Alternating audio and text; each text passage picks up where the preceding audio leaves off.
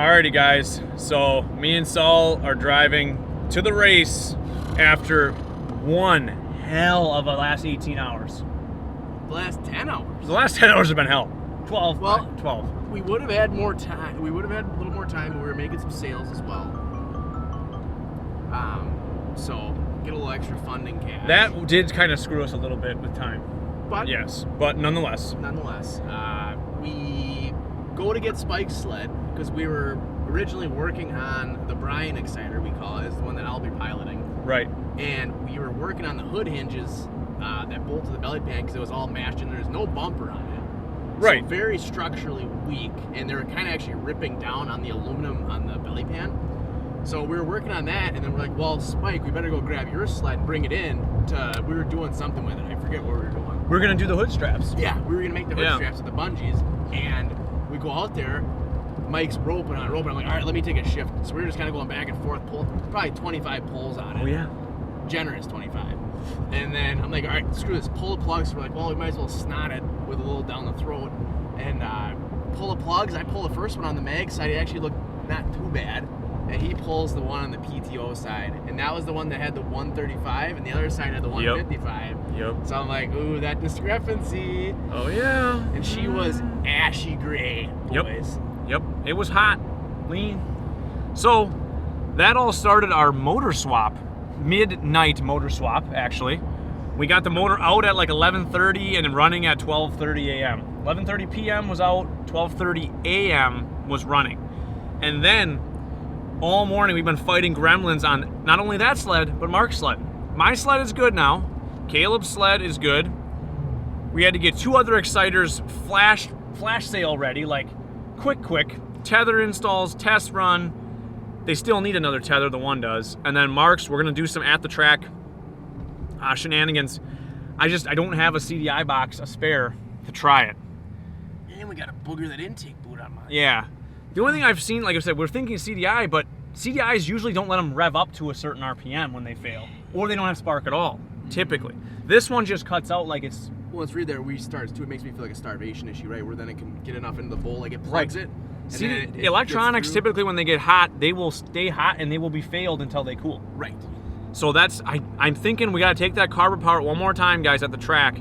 Maybe by the biggest, well, the smallest hair on my ass, we might have it dialed in by the time practice comes around. So it is currently 1 o'clock on Friday, January 30th, my 25th birthday actually today, guys. So we're going to the racetrack.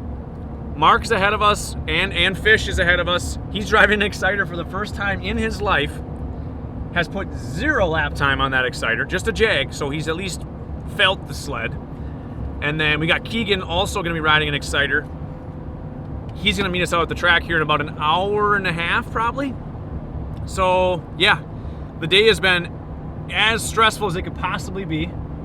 Anything else? We are running on a combined 8 hours of sleep right now. Right. I had to drive home after. Yes, 40-minute drive. 40-minute Texted me at like 1:20. 1:25. He texted me. He's like, I made it home, boys. And then I'm up at 5:30. Oh my God, it was insane. So, yeah. Word of the wise: if you're gonna get into this junk racing, get your stuff figured out ahead of time. You can never be too prepared. Never. You can never be too prepared. Thou who shall prepare more shall finish race. Well, and it all started when Spark said, I don't know why I don't have anything to work on my sled. Let's just load it up and kind of be done with it. He's like, and I don't even know why I'm out us. here. Yep. And he jinxed us, boys. Goes, runs it, because he ran it last night, actually. He tested it once we got it unloaded, because Mike and Mark came up last night. So we got it unloaded, Mark test rode it around. It was all good. And then rode it this morning, hard, and about 1 lap in, hits the back straightaway. Yep. Just, the only thing else that it could be too, the motor was fresh. 15 years ago, Timmy rebuilt that motor. The crank seals look new. Does it lose pulsation when it's hot? Yeah. But it was even cold. I feel like it's unlikely though. I'm thinking carburetor, guys. I have another carburetor in the trailer. We're gonna take that one apart, check it over. We might just swap it because it takes us literally 3 minutes to swap. My thought is there's a little piece of crud floating around in by the needle, and it kind of Yes. just blocks it. Exactly. And then Exactly. jockey's itself loose. That's my only theory that I can come up with. And we almost went off the road, boys. Holy shoot. Anyways, yeah, I'm looking absolute greasy. Saul's not looking that greasy, we're actually. halfway greasy. Yeah, so we'll keep you updated when we get to the track and see what kind of stressful afternoon we're gonna have. Yeah, and we got a little surprise, guys. We got some pretty decent outfits for the race. Yeah. Nothing too extreme, but we're definitely looking the part, is what I would Absolutely. And just think about this. We took off work for this. What an idiot, dude. We should have just been at work, man. say. You think work's stressful, man? Jeez, I could have been sleeping at work, man. What the hell? Anyways, guys, we'll update you soon.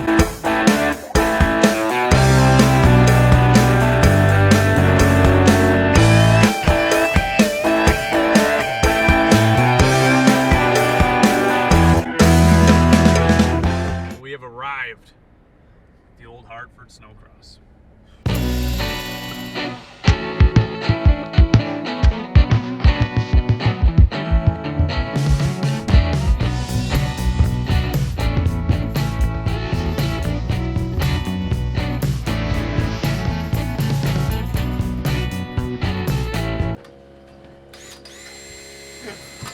Oh, that's how we snapped real bit.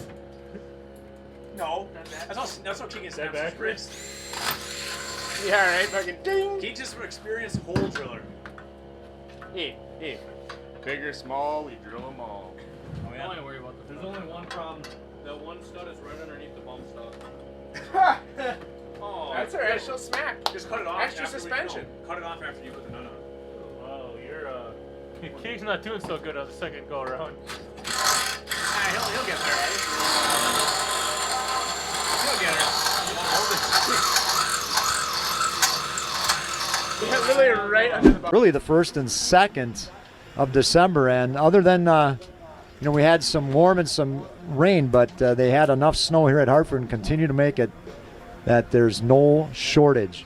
So here come our leaf springers, and you'll watch how amazing it is that these guys are going this fast. Look at that form. Look off the seat, the Yamaha. It's Captain America. A whole bunch of Yamahas. This is really, if you're a Yamaha fan, there's not a lot to root for, but in leaf spring, you sure can. I'll try and get you a number on the leaders here. Look at those old Yamahas. Love the garb. And vintage gear is good. That jacket on the second place rider, definitely from, I'd say, the 90s, maybe the 80s. 322 is our leader. Keegan Bartell from Campbellsport, Wisconsin. Well, he's not far away, and he's leading. Said an Articat, but that is certainly a Yamaha. Second place, we'll see. Just ripping these things. I remember when I was young and had to drive a leaf spring, and I would tip over on a snowdrift. They were so narrow, but by golly, they're rocking these things. 322, then the 48, and then the 215. So Logan Bonelander from Kewaskum in third. He's 26 years old. Well, this is fun to watch. These guys. I'm thinking there's a lot of guys that thought, I'll get that leaf spring and I'm going to come my old leaf springer, drag that out of Grandpa's shed, and I'm going to come up here and I'm going to win at Hartford. Well, I don't think so. These guys are fast. There's your leader, Bartell. 48 in second. We get a name, that's Caleb Weichart from Appleton. So we have really racers from all over, super local and then not so much. We are located in southeastern Wisconsin, if you don't know where Hartford is, about 30 miles or so north of Milwaukee. Boy, Yamahas everywhere. For the checkered, the American flag, Keegan Bartell. The 48 barely holds on the second. That's Caleb Weichart. Weichart from Appleton, as I said, in second. And then I think Logan Bonelander from Kewaskum for third. And then a whole bunch more.